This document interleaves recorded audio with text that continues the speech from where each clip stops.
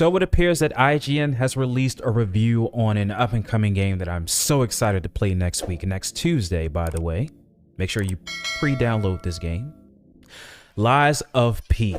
Now, I really don't take reviews that serious. I really take them at face value because I like to enjoy my entertainment through my eyes and through my vision, because when it comes to movie, video games, or whatever, I want to engage in it first before I even pretty much have an opinion or a thought about anything. And I think that most people should do that instead of depending on reviews. But I can understand why certain people depend on views, because they don't want to feel like they're wasting their money or wasting their time. But let's be honest here, a lot of us do waste our money on time on a lot of things that we could be investing or not could be investing or putting our time and effort into it. So I think that's kind of ridiculous at times.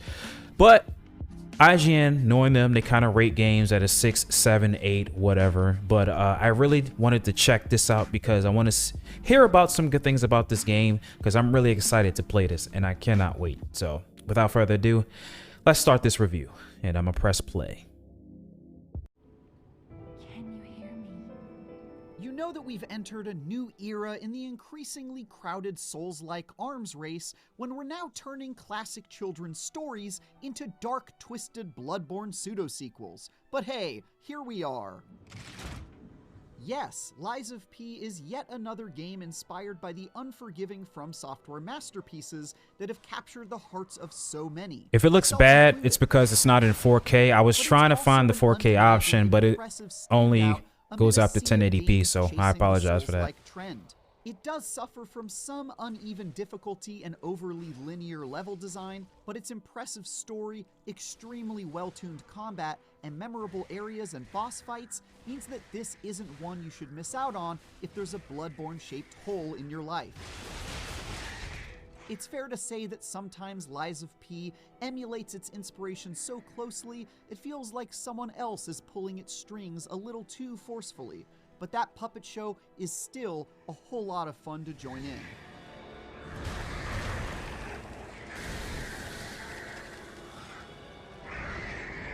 Man, this video is not really that much compressed. To say that Lies of P follows the blueprint pioneered by From Software down to the finest detail, with precious few deviations. Just look at the UI and menus.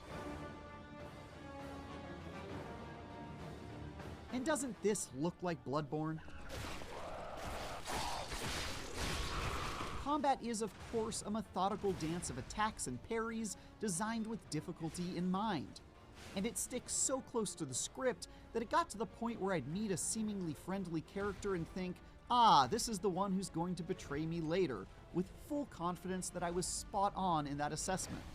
There's even a major boss with the same name and rough appearance as a Dark Souls boss, which is honestly just kinda hilarious.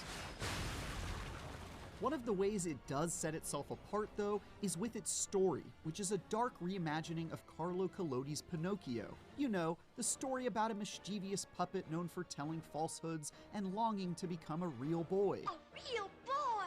Lies of P's version takes a lot I want to be a real boy. of depressing liberty in its version of the classic tale, but it's got some nice nods to its inspiration. There are these untrustworthy mammals, plus a neat mechanic where you have to choose to tell lies or the truth. That'll have an impact on the outcome of your story. Puppets are a constant source of trouble. Oh, and the soundtrack is outstanding. Get a load of this. Which copywriting, of course, is going to be all over this, so it's not like people are going to be enjoying listening to the music while they play this game if they are uploading it on YouTube.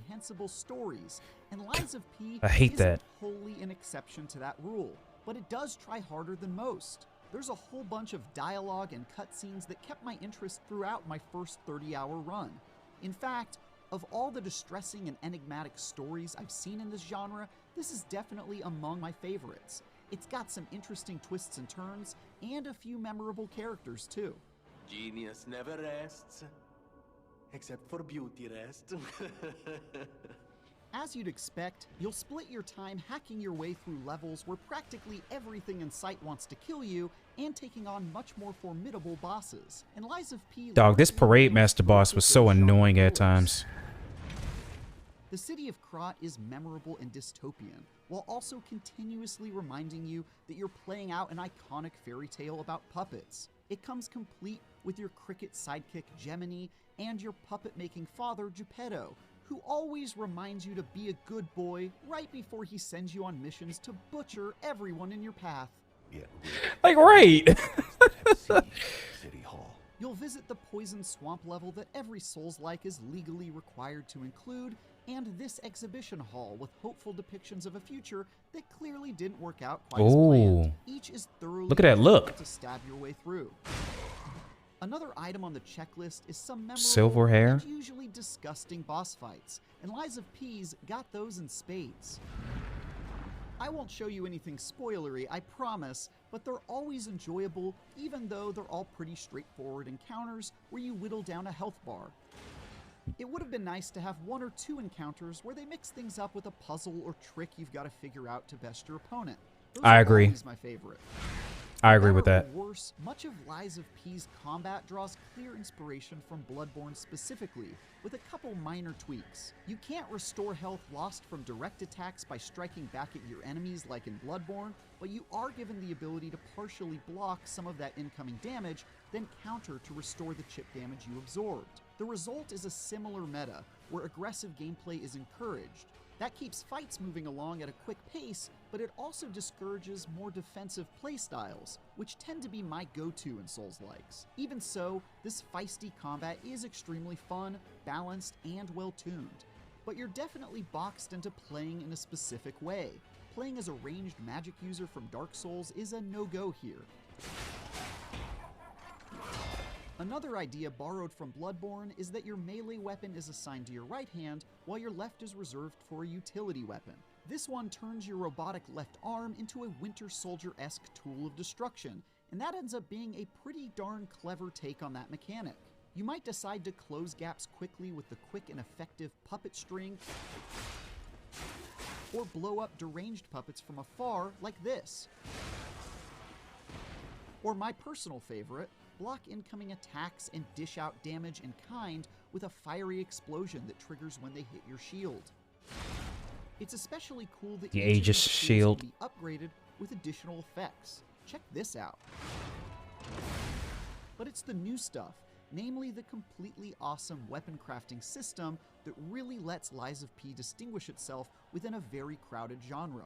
Have you ever wanted to attach a giant saw blade to a rapier's handle so you could jab with it like you're fencing? Well, it's probably not advisable at all, but knock yourself out. How about attaching Mjolnir's hammer to the end of a rusty pipe? Go for it, man. You do you. With dozens of possible combinations, you're given quite a bit of freedom to make some silly or surprisingly effective stuff, as certain stats and abilities from your chosen hilt and blade combine for a unique combat experience. It's a bit of a shame, though, that the best weapons available are legendary tools that can't be disassembled and reforged into new weapons. And many of these are so much more powerful than anything you can build that you're sort of disincentivized from actually engaging with the crafting system the longer you play.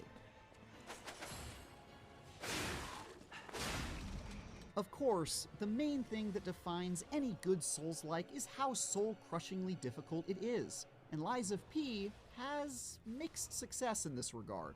On one hand, nearly all of the world exploration where I was fighting your run-of-the-mill evil puppets and gross monsters was disappointingly easy, to the point where death was a rare occurrence throughout my playthroughs.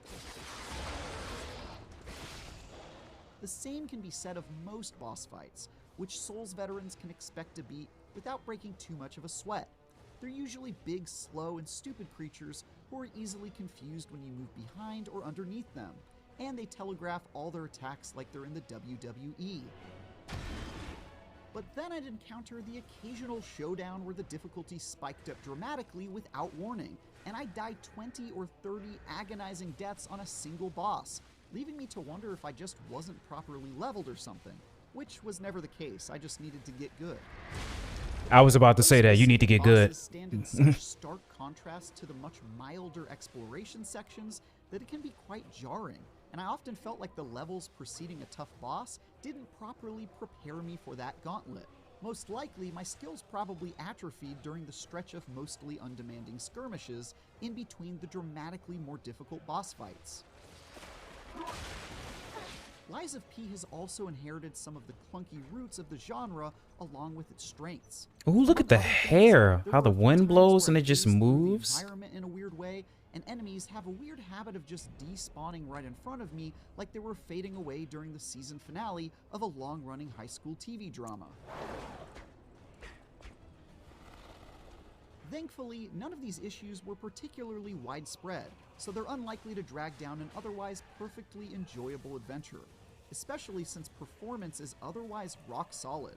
I maintained a perfectly stable frame rate at every point, which definitely isn't a given in this genre. Lies of P might not branch out particularly far from its Souls-like inspiration, but like a marionette controlled by a skilled puppet master, it plays the part extremely well in a wonderfully dark fantasy world. It must be said that its uneven difficulty didn't always make me feel like an underdog, especially when playing as a brawny, overpowered version of Pinocchio with a massive weapon. And combat pigeonholed me into a specific playstyle while the levels are less open and twisting than most. But with an awesome weapon crafting system, some really memorable boss fights, and one of the better stories we've seen in the genre, I can enthusiastically recommend you spend your time hanging out with Geppetto and friends.